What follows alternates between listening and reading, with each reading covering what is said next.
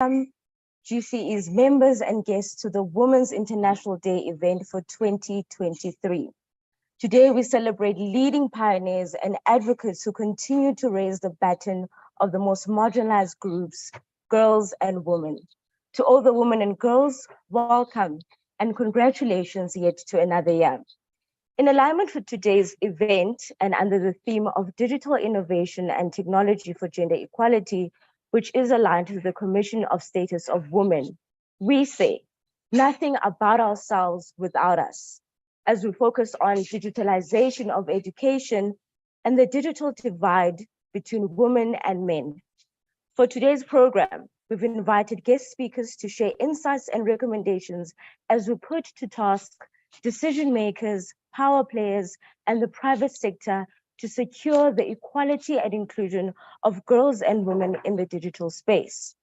A new kind of poverty now confronts the world, one that excludes women and girls in devastating ways in the digital poverty. The digital divide has become the new face of gender inequality. So the first speaker that we would like to introduce is a GCE's board member representing the Africa constituency, Ms. Faraja. Ms. Faraja, in advancing girls' education and gender equality, what is the impact of digitalization and technology on women's and girls' education?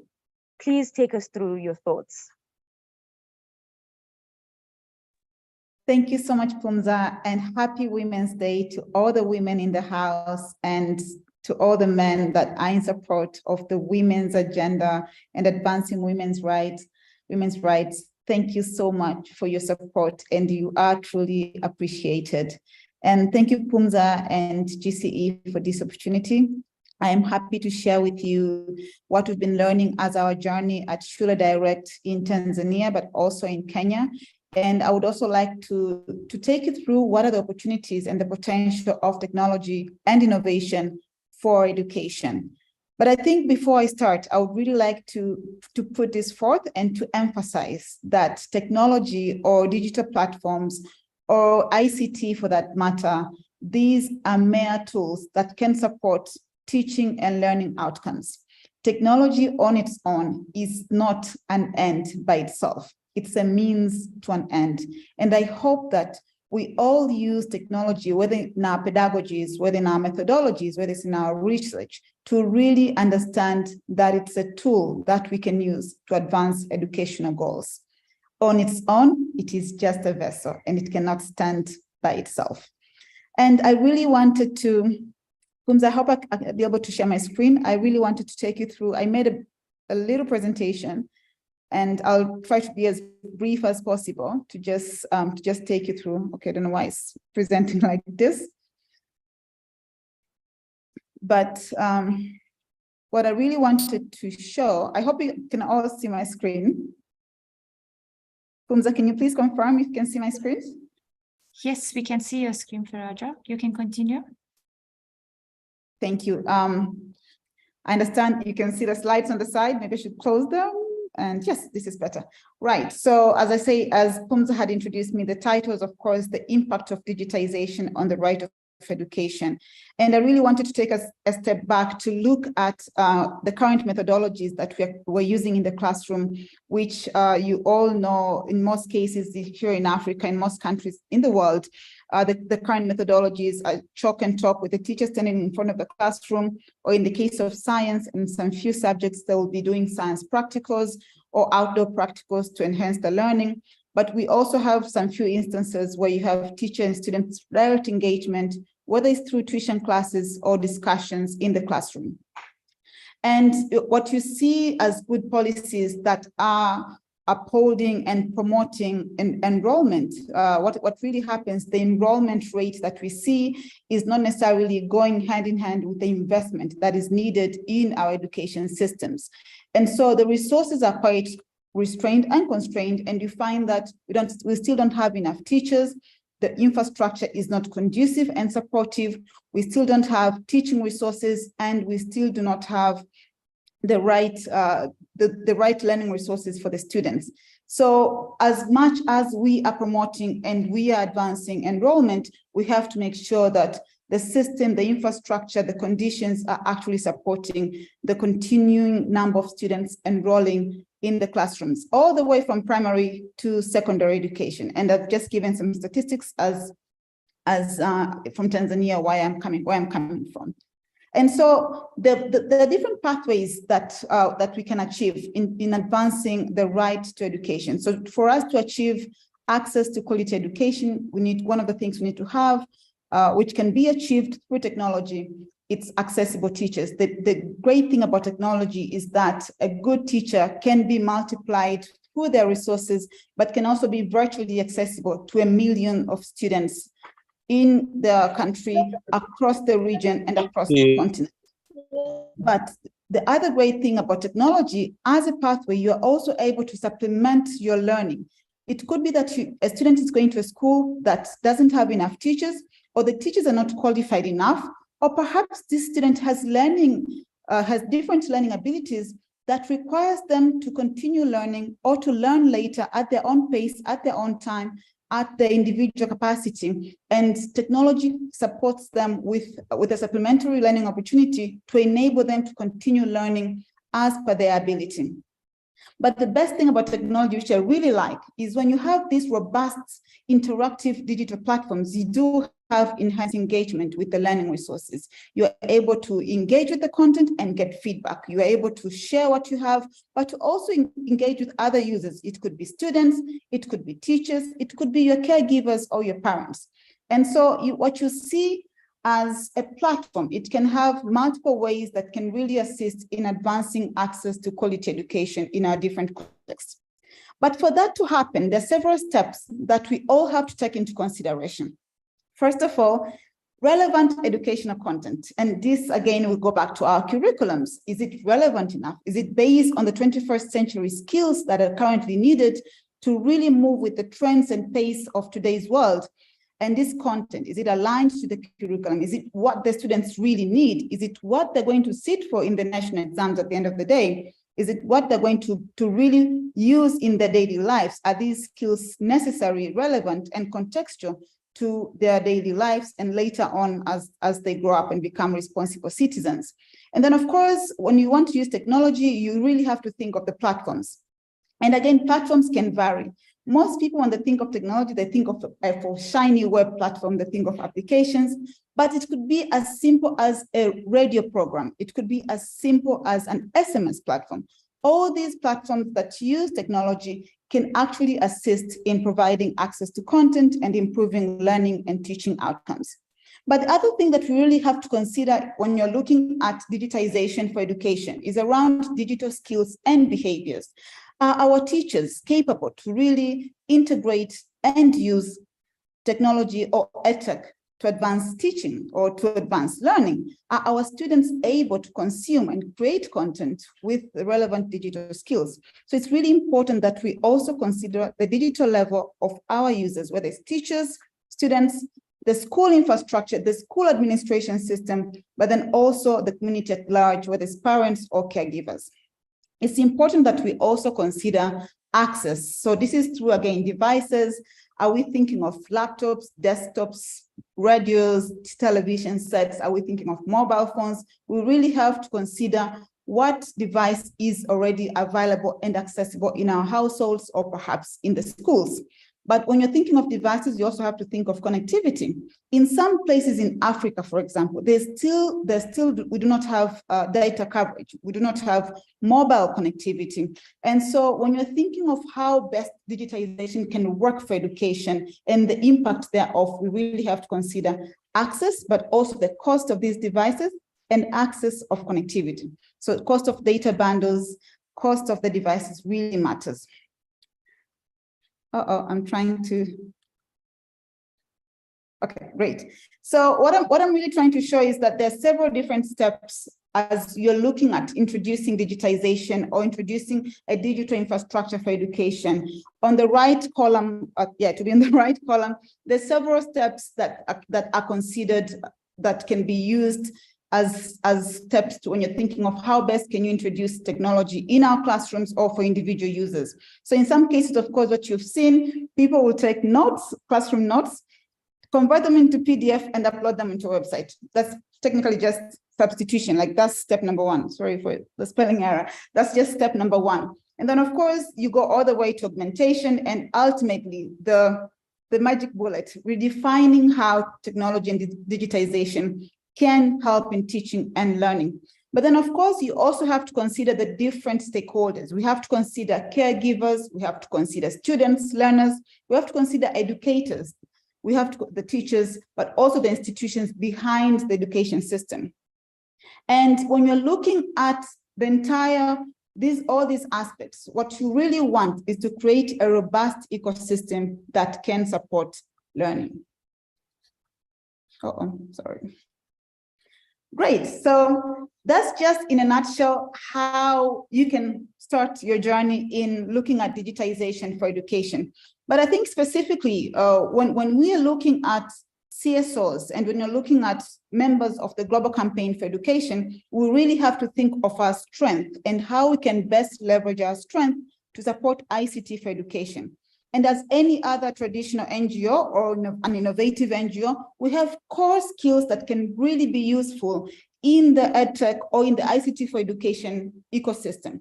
So number one, which I really think can be quite useful and can be quite resourceful, most of us have worked in the community for so long. We have data, we have research, we have information that can really assist in understanding the users, understanding teachers, understanding the school needs, understanding learning needs, understanding teaching needs, but ultimately understanding how technology can be a tool. So I think our strength in monitoring, evaluation, and learning can be quite resourceful in supporting ICT for education.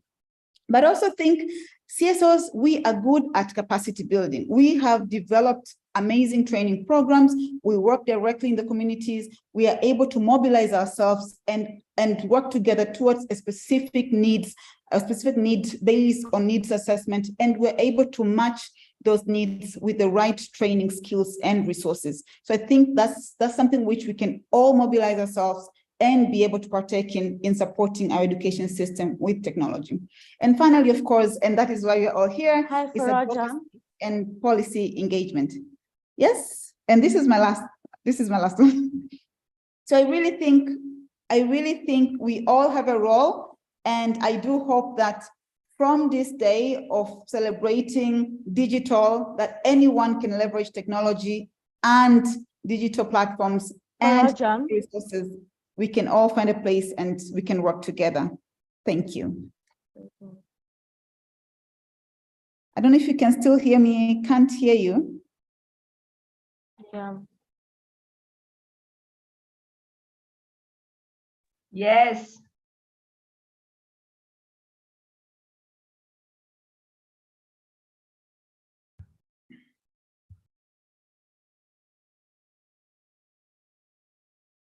Pumza?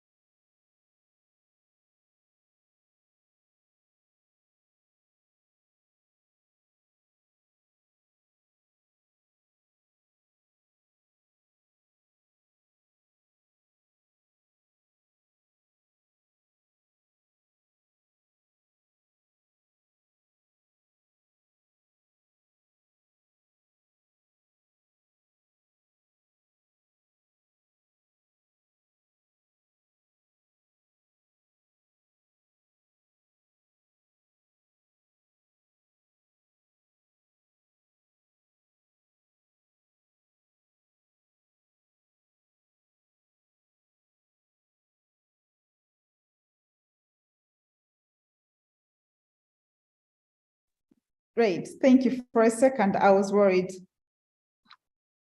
I'm glad you're all able to hear me. I just thought maybe I was speaking to myself. Yes, we can hear you. Thank you. Are you done now? Sorry, we had a technical glitch, so we got cut off for a few seconds. Yes, that seemed to be on my end. Oh, I don't know if it was yours. Okay. But yes. I really, yes, I think that was my concluding slide, because I have, of course, a lot to share, but I understand in the interest of time, and I would really like to take this up with anyone who will be interested in this space and be able to respond directly to their questions. But I really think that we can have a strong leverage in this industry as CSOs and as Global Campaign for Education. Thank you all for listening. And if you have any questions, over to you, Pumza. Okay, thank you, Faraja. We'll take questions a little bit later. And thank you so much for highlighting the importance of applicability of and accessibility in terms of the user-friendly education and technologies in the context of both teachers and children. Moving on, it is important for us to note that the digital divide has become the new face of gender equality, and it is compounded by the pushback against women and girls that we see today. The digital revolution presents unprecedented opportunities for women and girls. Simultaneously, it is also giving us profound new challenges, and we need to be able to speak about these challenges and really look at them at an intersectional approach. The next speaker that we have is Professor Malu. Professor Malu Valuezuela has several accolades, to mention a few. She's a professor and member of the academic body of Educational Processes Development, Social and Human Rights, a member of Network of Popular Education amongst Women in the context of Latin America and the Caribbean. Professor, my question is to you, what is the importance of facilitating empowerment and justice through an intersectional approach to enhance access to digital education? Muchas gracias. Agradezco la invitación de la campaña mundial por la educación y gracias, Punza, por invitarme. Un gran abrazo a todos, a todas, a las que están presentes, a compañeras y compañeros, Bernor, Nelsi, Madeleine y Cecilia Viteri, algunos otros más que están presentes. ¿Pudiera compartir pantalla?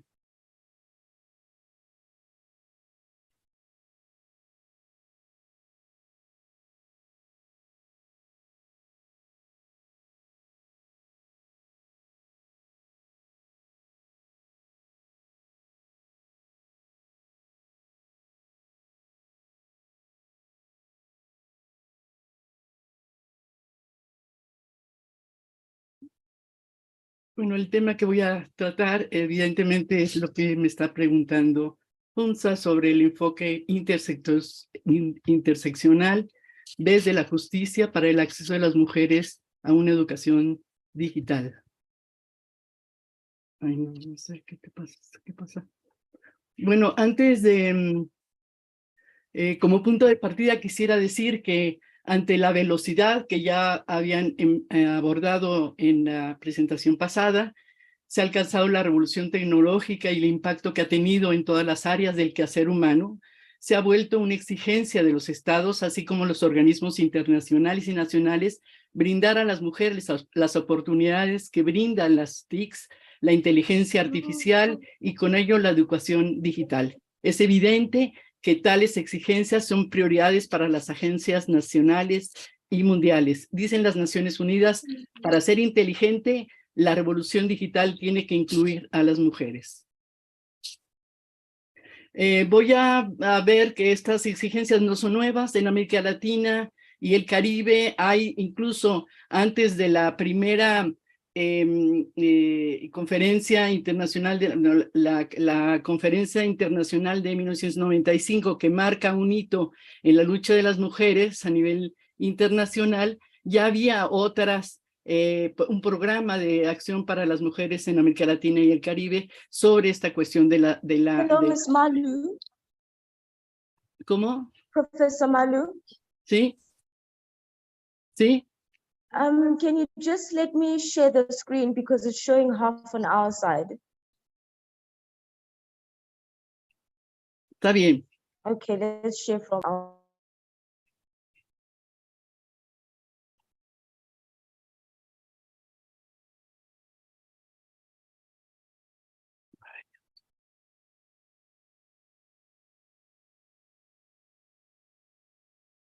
Gracias, Fonsa.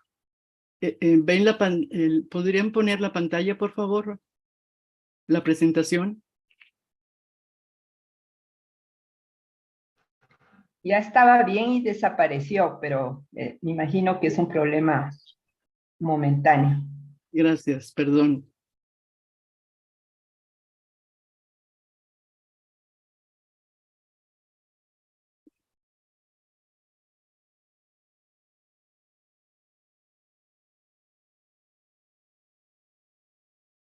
Aprovecho el momentito para saludarte, querida Malú. Cecilia, ¿cómo estás? Qué gusto vernos, ¿no? Por lo menos después de tantos años y tantos problemas de la pandemia, hemos estado acá y estamos acá nuevamente necesariamente en lo que hemos estado haciendo siempre en la lucha con el derecho de las mujeres. ¿Cómo estás, Cecilia? Así es, También, así es. también un beso muy grande a vernos. Bueno, ahí está, creo, la pantalla ahora. Ya. Gracias. Bueno, quería yo decirles, estoy hablando desde América Latina por la REPEM, ¿no? Y bueno, estábamos hablando precisamente de esto, ¿no? De que es una exigencia para los países, para todo el mundo, introducir el uso de las TIC, Okay. ¿sí? ¿Puedo seguir? La inteligencia artificial y con ello la educación digital, ¿no? Adelante. Esta es la siguiente, por favor. Esta exigencia, decía yo, que no es nueva. Ya había algunas insistencias desde 1994 en donde se hacen consensos en América Latina, en algunos países, en donde van perfilando una serie de elementos para el paradigma nuevo, para el paradigma productivo y tecnológico de esta nuevo paradigma de la tecnología. Se habla ya. ¿Me escuchan? Sí te escuchamos, sino que alguien tiene abierto el micrófono, por eso hay interrupciones. Ok.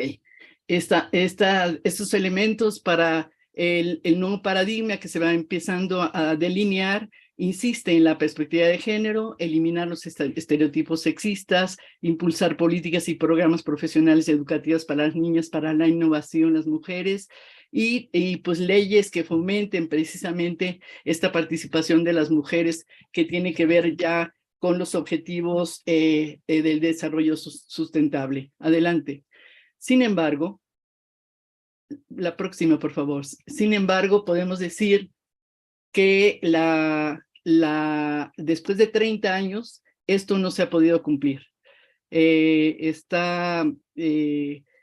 una cuestión que vamos a ver en este momento, cuáles son los grandes problemas que se ha tenido para poder tener este aumento que se esperaba en el uso de las TICs por parte de las mujeres. Adelante, por favor.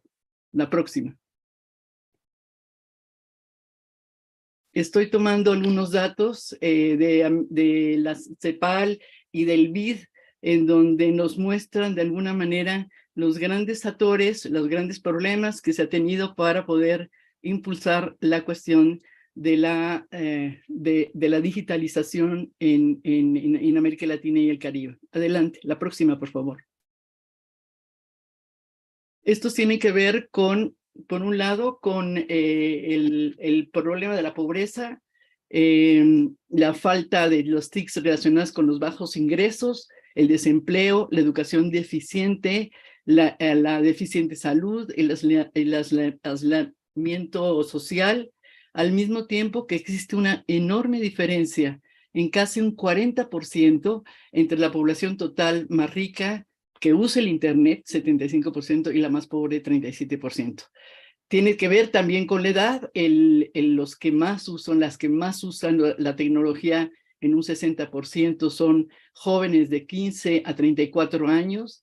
Igual pasa con las personas que viven en las ciudades, que supera a quienes viven en las áreas rurales. Algunos países viven esta situación 4 veces más. Y la región el costo en la región, el costo de conectarse al servicio de banda ancha móvil en los hogares más ricos representa en promedio una enorme cantidad de dinero, que es el 14.3% de los ingresos del hogar. Adelante, por favor. La próxima.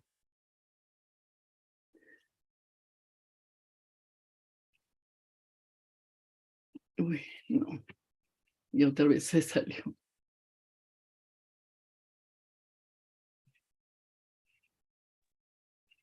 Hi, Prof. We're just receiving technical glitches due to the power cuts in South Africa. So please just bear with us, colleagues, as Salma has just exited the call, but she will be joining us very soon. Gracias. No hay problema, aquí estamos.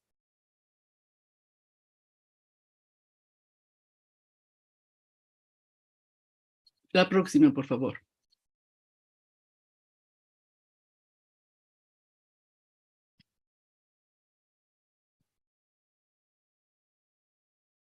Como decía yo, habrá que ver cuáles son el costo económico de esta exclusión que aumenta de alguna manera la brecha digital de género. Voy a tomar nada más algunos datos para que podamos ver de qué tamaño es el problema. En una investigación que hace la consultora ICT Works, en diciembre del 21, en 32 países, dice que no ha mejorado la brecha digital, solo se ha reducido en medio punto porcentual en los últimos años, ¿no? Mientras que 1/3 de las mujeres se conecta a Internet, los hombres lo hacen nada más a la mitad. Y los países, y esto es una cuestión muy importante, los países que han perdido $1 billón en el PIB por exclusión de las mujeres en el mundo digital. Los gobiernos, también dice esta investigación, no están adaptando las políticas para cerrar la brecha digital. La de género en general, habría una cantidad importante de dinero para poder invertir en algunas cuestiones que pudieran ser importantes para los países, ¿no? Entonces, un problema que, adelante, por favor, la siguiente, es la brecha digital, entonces, está aumentando precisamente porque hay un problema, básicamente de carácter económico. La que sigue, por favor. Estas brechas de género se van a ampliar, hay un aumento. Si podemos comparar entonces, ¿no? De alguna manera, quienes están pudiendo realmente entrar a la banda, a las plataformas, a esta tecnología digital, se compara o se contrasta contra la situación económica que viven los países de América Latina. El aumento del número de pobres en los últimos años ha sido realmente importante, porque los ingresos de estos grupos pobres, de estas personas pobres, son solo el 2%, en tanto que los ingresos de los ricos fue del 35%, 35.6%. La tasa de participación en el trabajo de las mujeres fue casi un 27% inferior a la de los hombres. Y los jóvenes de 15 a 24 años que no estudian ni trabajan es menor 10% para los hombres, 25% para las mujeres, y esto es principalmente porque tienen que asumir las labores del hogar y el cuidado no remunerado. Adelante, por favor. Entonces, la brecha digital tiene una cuestión que tendríamos que ir viendo de qué manera atenderla, de qué manera se puede ir viendo cuáles son los problemas de carácter, más bien de carácter estructural. No es un problema nada más de inversión, no es un problema nada más de plataformas o de componentes que pudieran estar agilizando la cuestión del uso de las tecnologías, sino es un problema de carácter estructural que por motivos que algunos insisten pueden disponer de estas tecnologías para desarrollar precisamente también la inteligencia artificial, responden a un asunto económico, productivo y financiero de los grupos más ricos de la región. Tendríamos entonces que preguntarnos de qué manera poder seguir atendiendo esta cuestión, ¿no? Se ha sustituido de alguna manera la cuestión de la educación digital por aquella que tiene que ver con el derecho a la educación. Si vemos cuáles son las exigencias que de alguna manera se plantean, entonces tendríamos que ver cuáles son aquellos asuntos que nos llevan a plantear una criticidad para poder aprovechar esta cuestión de las tecnologías. Hoy crece el interés por ciertos sectores de priorizar en las escuelas la educación y la capacitación digital con el propósito de aumentar la productividad y la competitividad en las empresas. Y se deja de lado de hablar, decía yo, de luchar por ese derecho a la educación que haga realidad un sentido mucho más amplio, la criticidad, la concientización y los valores que permiten la democracia, la justicia y la dignidad, principalmente de los principios que hoy nos llevan al planteamiento de la transformación social. Adelante, por favor. Tendríamos entonces no que plantear una exigencia de la tecnología en términos abstractos, en términos mucho más generales, sino tendríamos que ver para avanzar en la igualdad de género en la educación digital, es indispensable especificar en concreto para quién es esta tecnología, para quien puede y quien puede y quiere participar en estos programas, con qué propósitos, cuáles son sus necesidades, sus contextos, sus historias, sus obstáculos que han tenido en tanto su origen étnico y racial, su identidad de género o su identidad sexual, las situaciones de migrantes, el grado de escolaridad. En otras palabras, la educación digital debe tener un enfoque intersectorial. Adelante, por favor. Decimos con mucha fuerza que la educación digital no puede sustituir al derecho a la educación. La escasa participación de las mujeres en el sector de la inteligencia artificial tiene que ser corregida para evitar que hasta las máquinas se harán cada vez más indispensables en el futuro, se vuelvan machistas. Es un problema también de cómo se planea esta cuestión, de cómo se acercan los datos y cómo se procesan para que realmente pueda ser útil para la lucha de las mujeres. Adelante, por favor. Entonces, estoy hablando de la interseccionalidad, que es de alguna manera una herramienta que nos permite ir haciendo análisis mucho más preciso de estas necesidades. Hablaba yo de quiénes son las personas, las mujeres que se van acercando a estas nuevas tecnologías, pero con un sentido también de la interseccionalidad nos da también la posibilidad de pensar en un sentido político, en un sentido ético, de poder pensar en esta transformación de la que yo hablaba. Y para terminar, quisiera decir que la interseccional, ¿le pueden por favor pasar adelante? La interseccionalidad nos permite realmente poder promover que las mujeres se organicen y que participen en redes en aquellos asuntos que les aquejan de manera específica, considerando, ya decía yo, sus identidades, sus contextos, las posibilidades que hay en los países y las luchas que han dado las mujeres para que realmente estos derechos se puedan hacer para poder pensar en la cuestión de los aparatos, las plataformas, de qué manera esta cuestión también tiene que ver con el uso de la banda ancha de alta velocidad, el promover una educación digital desde las 4 características del derecho a la educación y eliminar, decía también yo, la eliminación de todos los sesgos de género que en los conjuntos de datos, los algoritmos, los dispositivos que de alguna manera estigmatizan y marginan a las mujeres. Es un problema también que tenemos que luchar porque esto sea gratuito y que esto ayude a la lucha de las mujeres por su transformación y el cumplimiento ampliamente de sus derechos. Muchas gracias.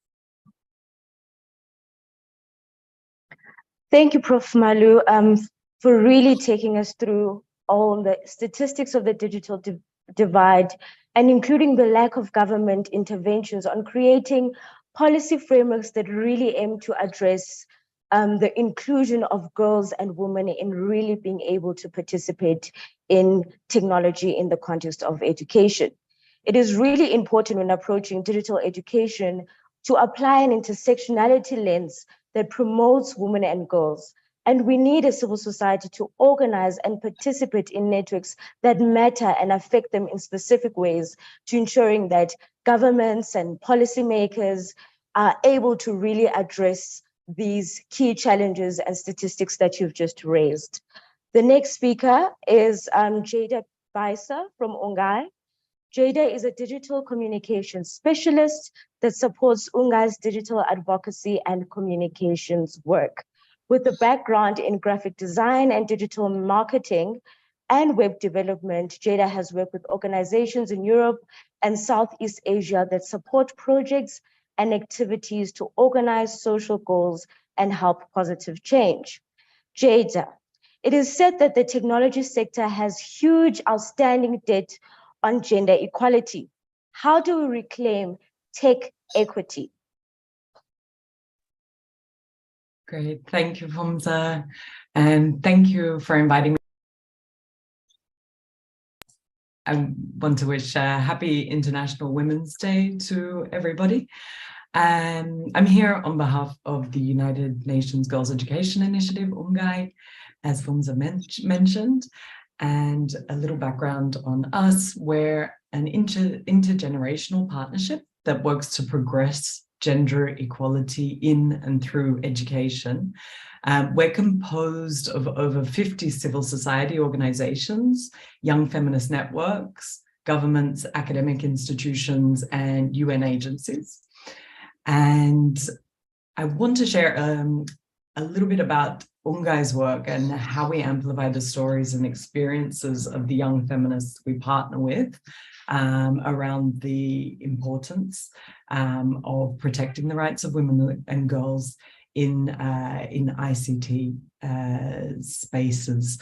So the theme of CSW 67, innovation and technological change and education in the digital age for achieving gender equality and the empowerment of all women and girls, is critical to our present realities and the current challenges that we're facing.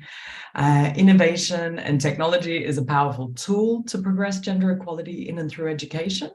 It strengthens feminist movements, ignites change, and supports global solidarity and interconnectedness. At the same time, we have to recognize and address the gender digital divide and gender-based violence that occurs in this digital world. A bit about what UNGAI is doing in digital spaces to begin with. So through digital media, we've been able to stay connected with partners and communities to bring issues into the spotlight, such as school-related gender-based violence, menstrual hygiene management, comprehensive sexuality education, intergenerational partnership and young feminist leadership, breaking down gender stereotypes, and gender transformative education, to name a few. We try to engage our community and also build awareness through messaging, graphics, infographics, video, animation. And we're really open to collaborations and opportunities where we can lend our platform to young feminists and activists, because that's really essential to the work, to ensure that their voices are being amplified. Pre-pandemic, we were quite often using Zoom to create digital spaces for our work and meetings. And of course, during COVID, like everyone, this became our only way of connecting. So this meant there was a real shift to try and include people from everywhere. Saying that, it's, of course, if people had stable internet connection, right? So providing stipends for internet connectivity really became essential for our work. Now things are slowly moving back to in-person meetings and gatherings, But we've still been trying wherever possible to make that digital space available to people. So we're exploring new innovations for that. In 2021, we supported the world's largest digital youth-led power shift. And this was a gathering where more than 1,000 activists demanded that G7 leaders shift power and resources for girls' education and leadership. Also, during the pandemic, we were hearing from young feminists working within education and gender equality that there was a need for a brave and honest space for them to connect and to learn from one another.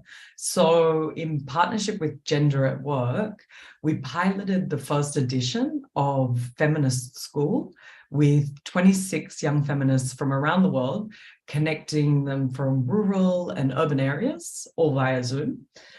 And the Feminist School training includes key elements for exploring feminist principles, self and collective care, understanding conflict and power dynamics that can be readily adapted to a variety of stakeholders working to advance gender equality in and through education. And now we're looking to grow that Feminist School as a digital and innovative approach that progresses gender equality and feminist leadership. So these are some examples of our work and the importance of access for young people to digital spaces to be active in and feel safe and heard, right? But beyond our work, we know how important technology and access is to young people that we work with. And for example, during COVID, as we know, a pandemic that further exacerbated gender inequalities, especially GBV, we were hearing about how youth-led activism and work continued to engage with communities by leveraging tech wherever possible. Sodfa was the previous co-chairperson of the Africa Youth Movement. And Sodfa shared that they were partnering with radio stations to deliver classes with health information and delivering ICT courses online to empower girls to step into the ever-growing digital space. Our partners, Transform Education, they are a young feminist coalition that we support, were reporting that many youth-led networks were using social media apps like WhatsApp, to ensure that information regarding mental health, virus prevention, and barriers to education were reaching children, especially girls and queer children who were out of school. So for youth who have access to mobile phones and the internet, social media can be such a powerful tool, and also for marginalized genders, for them to be able to connect, learn, and raise awareness. So we know that there are disparities also online for young people in terms of like access. And of course, there's a very gendered dimension to that, where often girls and young women are marginalized or denied access due to their gender. We're also, of course, aware of the high rates of violence that young girls and women and LGBTQ+ children face online. Going back to our time during COVID, this was a time where girls who didn't have access to technology were left further behind and weren't able to continue their education. But in some organizations in some cases where organizations were able to offer devices to access technology in their outreach, it gave some girls the ability to access education where they normally wouldn't have had the opportunity. So in a world that's increasingly digital, women and girls need to be digitally literate and feel safe to fully engage in these digital spaces. For building and connecting with communities as we are, socializing and learning and growing professionally. But we know that in fact, girls and women restrict their engagement online for fear of cyber aggression, sexualized cyberbullying, gossip, hateful comments. is all often too common. And in response, this often restricts their access to digital spaces due to fears of their parents, spouses, or gatekeepers of their digital devices. So there's been little response from many governments, law enforcement authorities, and social media companies to address these critical issues. And while some countries may have legal frameworks for online safeguarding and security, they're often generic and gender blind. So there's a lack of formalized policies and regulation to prevent digital harms and protect users. In 74% of countries included in the Web Foundation's Web Index, law enforcement agencies and the courts failed to take appropriate actions for digital harms. This means perpetrators are not held accountable for their actions, and due to lack of clear regulations and limited ability to prosecute offenders, this results in a lack of confidence in the legal system and law enforcement to protect at-risk users who are disproportionately girls. So we really need national governments and policymakers to ensure that any legal frameworks online for online safeguarding, security, and data privacy use a gender lens and offer protection for girls and women as well as boys and men. We need a gender transformative approach to education, increasing opportunities for girls to develop digital skills and build their confidence and aspiration to pursue careers as ICT professionals.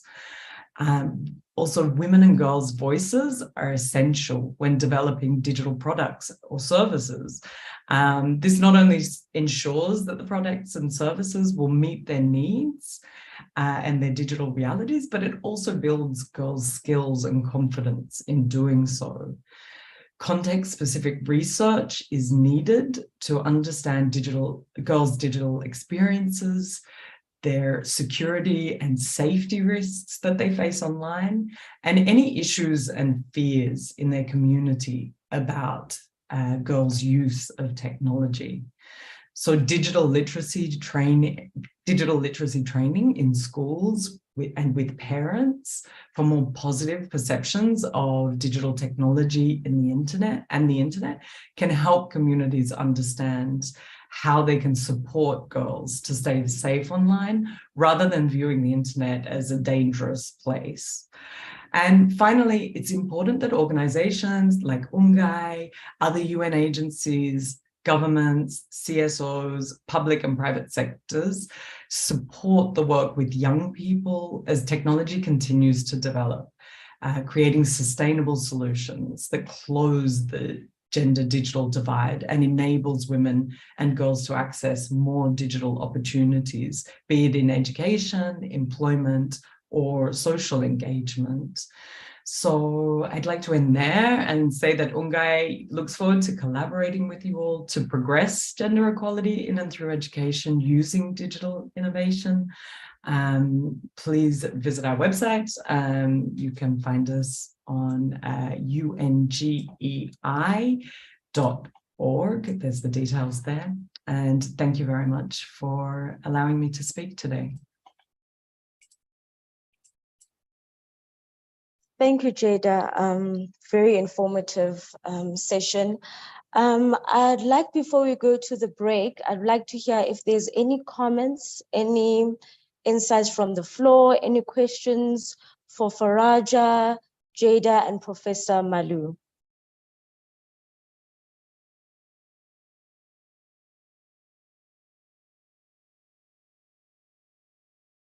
Anyone?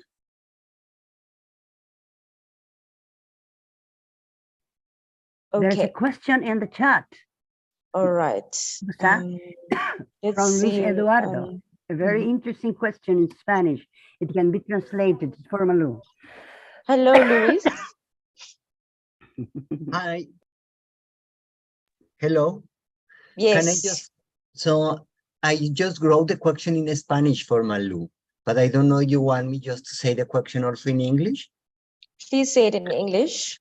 Okay, I was wondering, Malu, because you have in one of the slides that intersectionality is a key issue, a political issue to defend women's rights. But if I understand well, the idea of intersectionality is the idea is just bringing together men and women to fight together for the rights of everyone, including women. So how you see this divide? Because at sometimes I feel this is not really helpful to see just only women fighting for their rights. Thank you.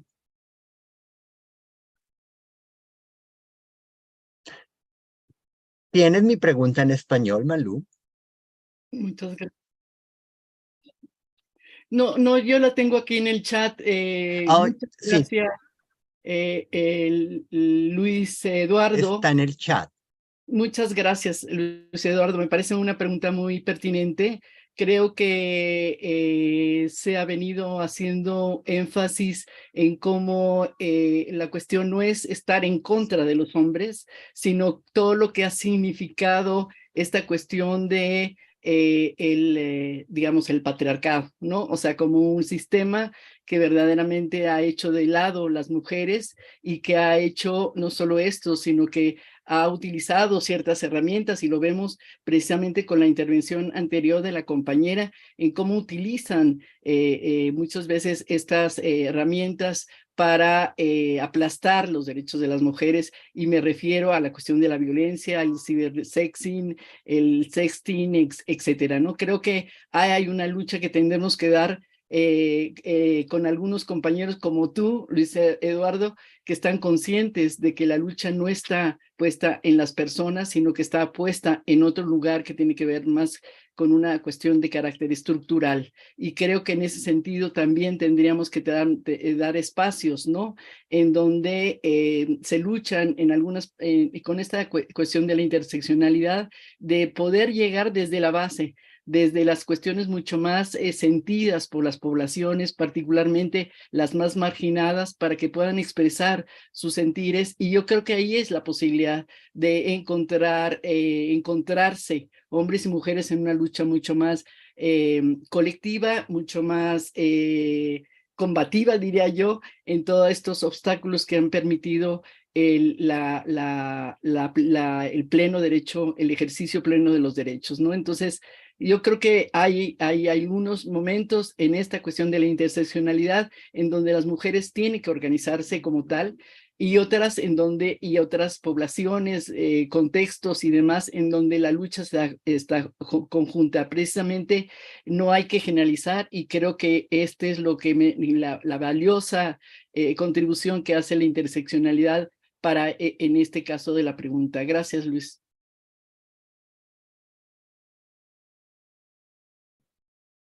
Thank you, Professor Malu. Tasneem, I see you have a question. I just want to let you know that Rahma needs to deliver her participation. So if we can make it before the break, because she has urgent commitments and it was sudden, so it wasn't planned, but she needs to leave. So if we can let her to speak before the break, it would be great. Thank you. Okay, Rama, you have the floor as you speak on the local context of Egypt and the experiences of women in Egypt in the context of cyberspace.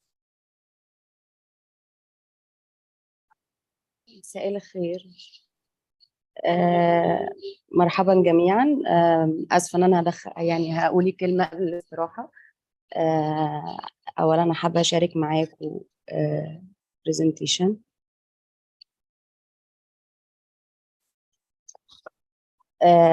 انا هتكلم على الجزء الخاص بالعقبات اللي بتواجه النساء في الفضاء الإلكتروني، وتحديدا العنف القائم على النوع الاجتماعي اللي طال النساء في الفضاء الإلكتروني.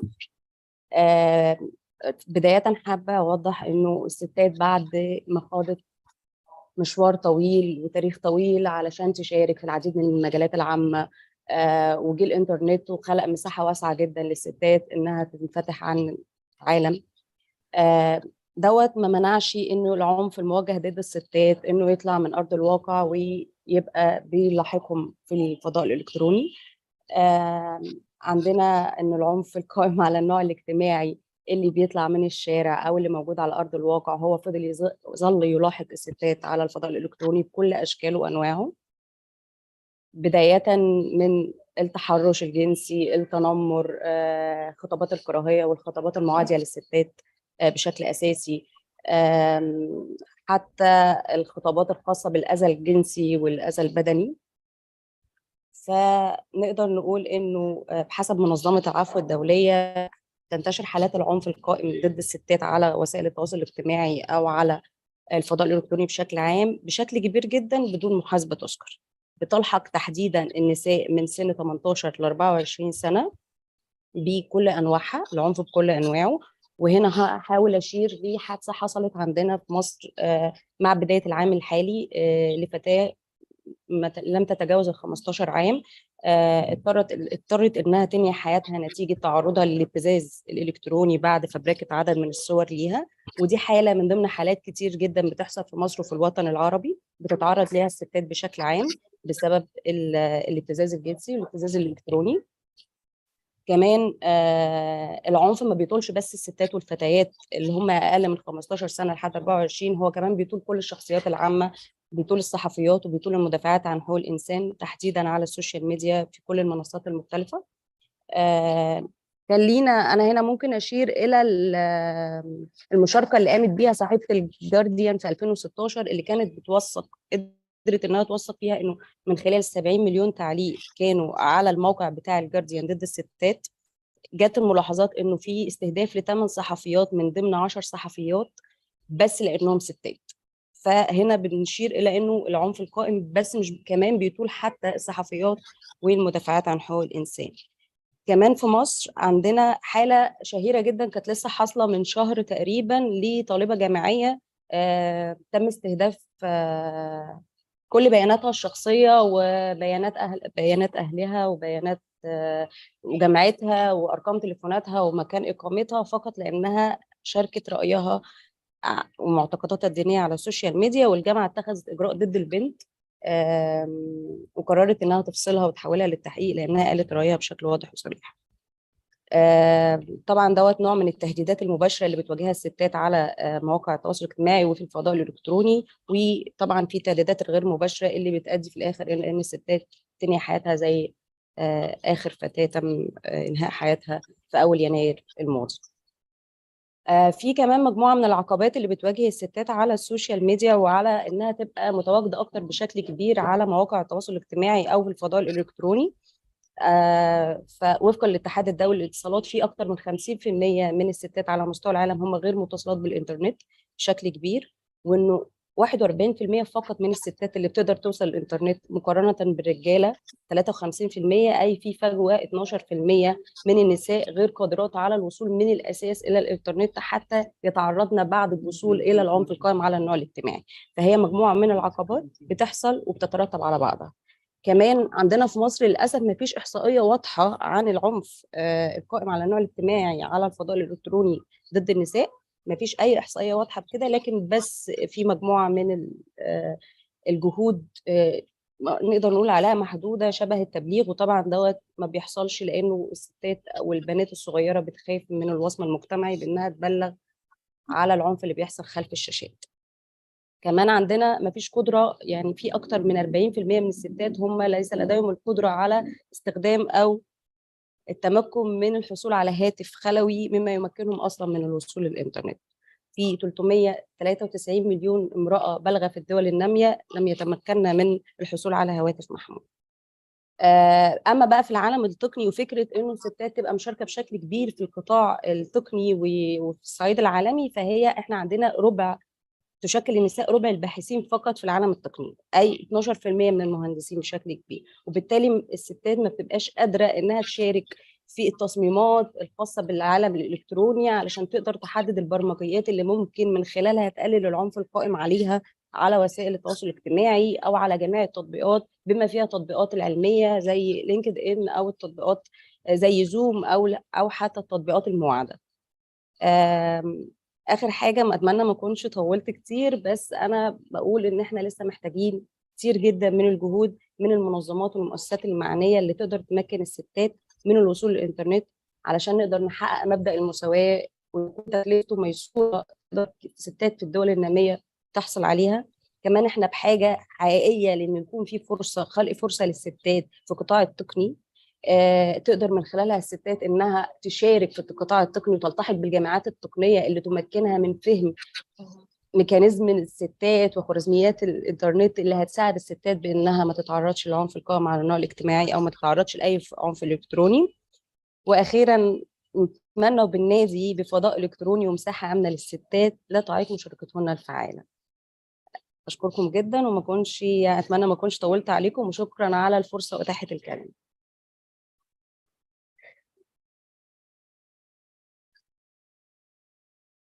Thank you, Rama. Is there anyone who has questions for Rama before she leaves? Any questions, any input? Okay. So can we please take just a 5-minute short break, and then we'll be back for just 2 agenda items that are left.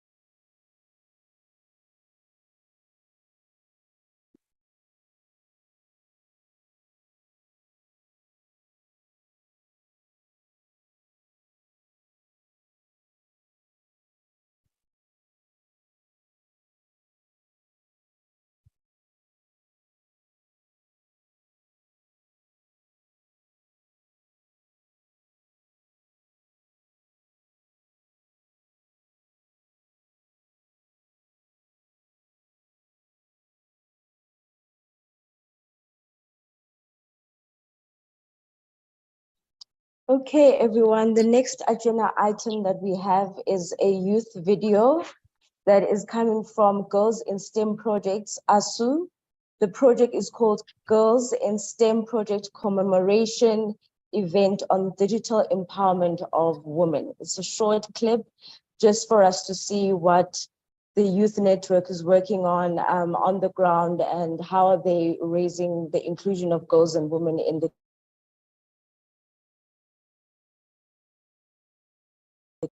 Yes, Summer, you can play.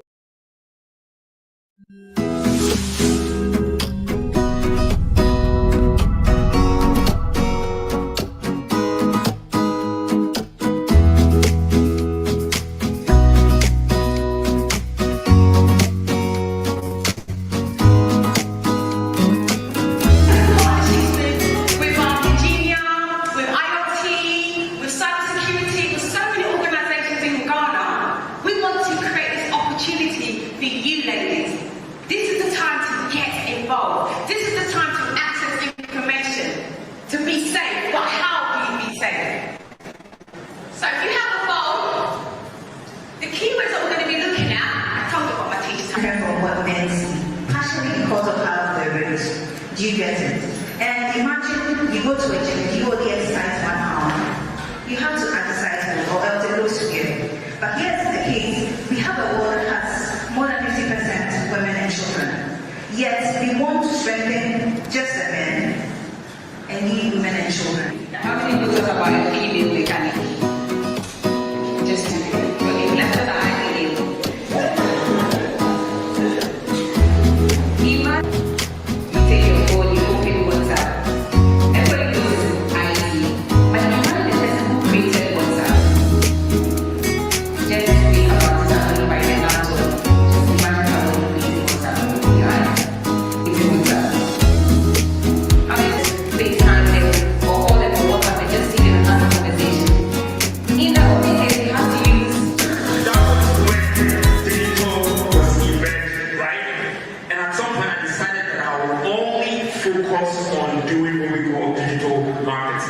So long before there was Facebook and the rest, we only had websites, SMS.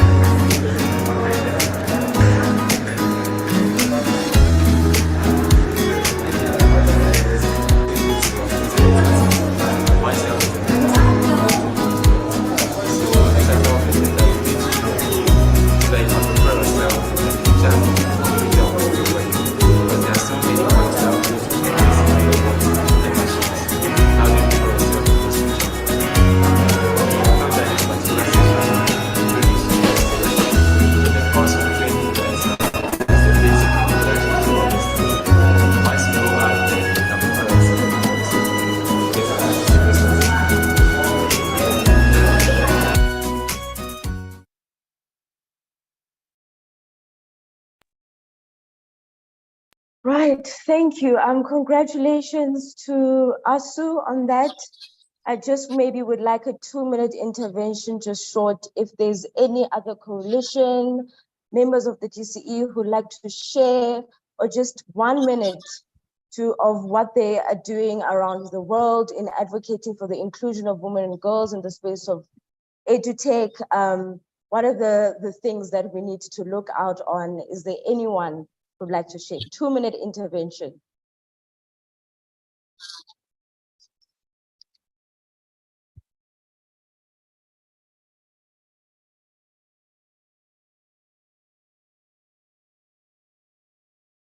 Okay, then.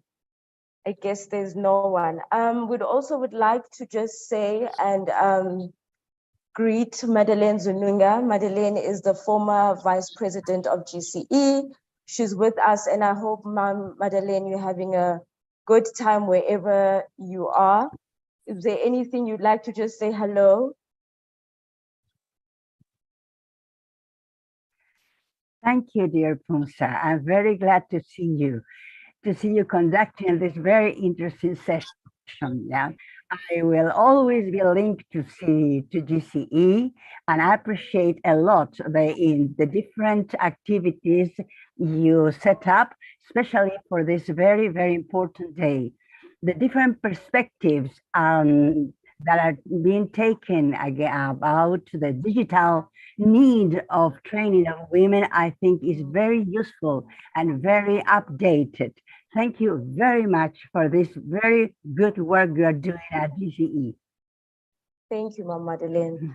Well, in conclusion, that is us for today. I hope you all have a wonderful rest of the day and celebrate women and girls, and may we continue to carry the baton. May we continue advocating for the inclusion of women and girls, not only in key decision-making spaces as policymakers, because we cannot just stand on the opposite side. We need to try and be the decision makers who will be able to bring about the change that we want to see. From me, Pumza Lutawa, Johannesburg office, thank you for your time and goodbye.